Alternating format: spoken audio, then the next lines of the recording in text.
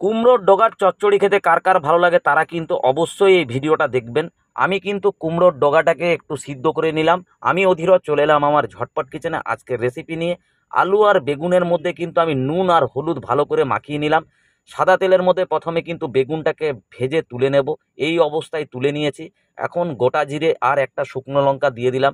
আলুটা পরিমাণে কম দিয়েছি আজকে, চচ্চড়িটা দারুণ লাগবে খেতে।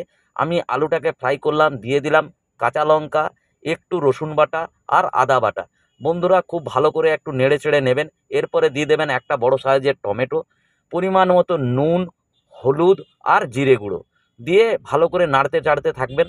যখন দেখবেন খুব ভালো করে ভাজা ভাজা হয়ে গেছে, আর চচ্চড়ির জন্যে যে ডগাটা আমি হালকা বয়েল করে রেখেছিলাম দিয়ে দিলাম। দেখবেন খুব ভালো করে কিন্তু মশলার সাথে যেন সবগুলো লাগা লাগা হয়ে যায়। আমি কিন্তু খুন্তি অনবরত চালাতে থাকলাম। খুব ভালো করে যখন লাগা লাগা হয়ে গেল, অল্প মতো জল দিয়ে আমি ঢাকা চাপা দিয়ে দেবো। 15 থেকে 17 মিনিট পর যখন ঢাকাটা খুলবো এই অবস্থায় চলে আসবে। আমি আবার একটু নেড়ে চেড়ে নেব।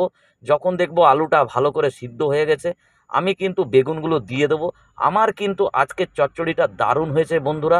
অবশ্যই লাইক কমেন্ট শেয়ার করবেন আর চ্যানেলটাকে সাবস্ক্রাইব করবেন। Thank you.